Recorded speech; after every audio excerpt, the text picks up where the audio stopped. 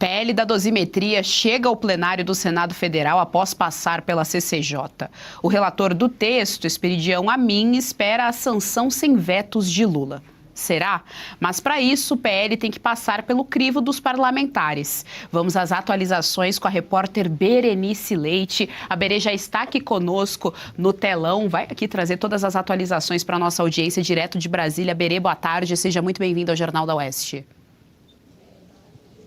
Oi, Geise, boa tarde para você também, para todos que nos acompanham. Pois é, hoje foi apresentado, como já estava previsto, o relatório do senador Esperidião Amin, que trouxe ali pequenos ajustes, digamos assim. Foi uma sessão ali bastante tumultuada na Comissão de Constituição e Justiça, durou cerca de 6 horas, né? Tivemos o tal pedido de vista por parte da esquerda ali, do Partido dos Trabalhadores, na tentativa de trazer essa morosidade durante a votação, mas o placar final foi pela aprovação do relatório do senador Esperidião Amin. O placar ficou 17-7. Tivemos o voto, inclusive, de um senador do PT, que é do Fabiano Contarato, que votou favorável ao relatório, mas depois ele voltou atrás e disse que acabou votando errado e que iria pedir para fazer essa correção. Então, o placar seria de 16 votos a favor do texto da dosimetria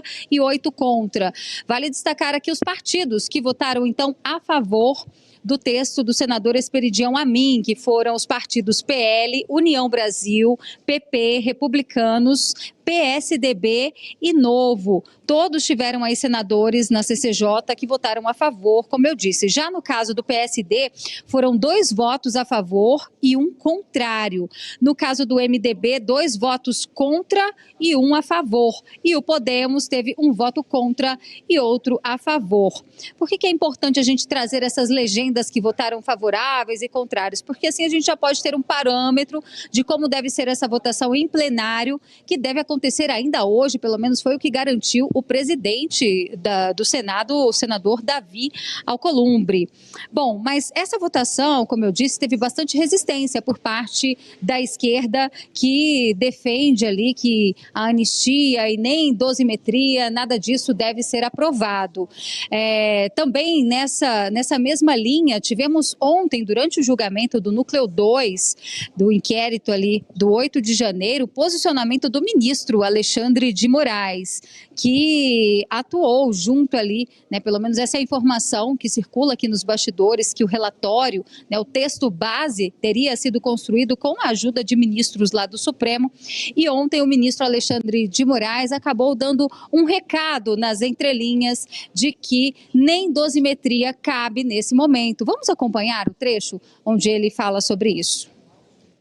Não é possível mais discursos de atenuante em penas aplicadas depois do devido processo legal, aplicadas depois da ampla possibilidade de defesa, porque isso seria um recado à sociedade de que o Brasil tolera ou tolerará novos flertes contra a democracia. A resposta estatal não é vingança, mas a resposta estatal deve ser dura.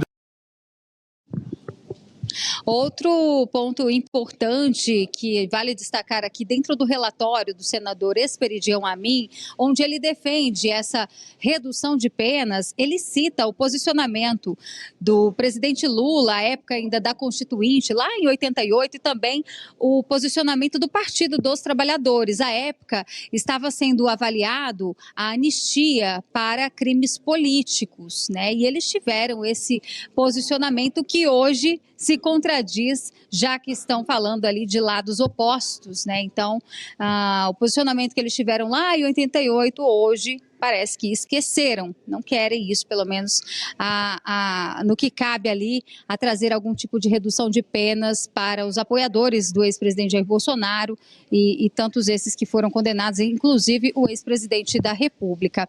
Bom, a votação deve acontecer ainda hoje no plenário. O que chamou também bastante atenção, Geise, foi o posicionamento, a gente até separou um trecho aqui, do senador Rodrigo Pacheco, que já presidiu a Casa aqui no Senado Federal e, segundo ele, é mais do que urgente a aprovação desse projeto no sentido de pacificar o país, virar a página. Vamos acompanhar a fala de Rodrigo Pacheco. Vieram as condenações, na minha opinião, condenações absolutamente inevitáveis em relação aos acontecimentos do 8 de janeiro. Nessa briga do rochedo com o mar, quem se lasca é o marisco. Ou seja, há pessoas presas com penas de 17 anos que poderiam ter uma pena mais razoável em função do tamanho do fato que lhes é atribuído. É preciso ter decência e honestidade intelectual para reconhecermos que é preciso haver essa alteração legislativa no Brasil como um processo não só de busca de pacificação, mas um processo justo de adequação legal para estes casos concretos. Tá aí, então, o posicionamento do senador Rodrigo Pacheco, que vem sendo uma espécie de aliado, né? Desde que presidia aqui a casa, um aliado do poder executivo, da esquerda e principalmente do poder judiciário. No entanto, agora divergindo, né? E trazendo ali panos quentes nesse sentido, colocando inclusive aqueles que foram condenados a 17 anos de prisão, essa pena tão alta, numa diferenciação de quem estaria ali em posicionamentos dentro do processo considerados como de liderança ou de até mesmo ter estimulado esses atos do 8 de janeiro, né? Agora, é importante dizer que a esquerda, o governo Lula, tentou de todas as formas impedir essa votação. É claro que o desgaste entre o presidente do Senado, Davi Alcolumbre, e Lula tem influenciado para que haja essa celeridade. A votação deve acontecer ainda hoje, já está constando inclusive na pauta do dia. A sessão deve começar logo mais, daqui a pouco, e a gente vai acompanhar essa votação, mas ao que tudo indica, há clima sim para aprovação dessa redução de penas e a intenção é de que algum tipo de alteração, como vinha sendo cogitado no dia de ontem, para que esse projeto de lei não acabe sendo ali usado para beneficiar criminosos de outros tipos de crimes, por exemplo, que foi uma narrativa trazida pela esquerda, essas modificações para acabar com esse tipo de ruído deve vir via emendas de redação. Sendo assim, o texto, o relatório permanece intacto e aí não há necessidade de voltar para a Câmara dos Deputados, o que só atrasaria esse processo. Então, sendo aprovado no plenário, deve ter essa alteração via emenda e na sequência da aprovação segue para a sanção presidencial. Ao que tudo indica, o presidente Lula vai manter o seu posicionamento, inclusive por ele esse projeto nem estaria sendo votado, então deve vetar. Mas quem dá a última palavra é o Congresso Nacional. Só que essa última palavra, como eu disse ontem, só durante a sessão do Congresso, e aí isso deve ficar só para 2026, viu, Geise? Vamos seguir acompanhando os próximos passos e qualquer atualização aqui da votação, a gente aciona aí e atualiza a nossa audiência. Muito obrigada, Berenice Leite, pelas informações aqui no nosso Jornal da UES, segunda edição. Até a próxima. Gostou do conteúdo que viu por aqui no canal da Revista Oeste? Compartilhe e deixe o seu like.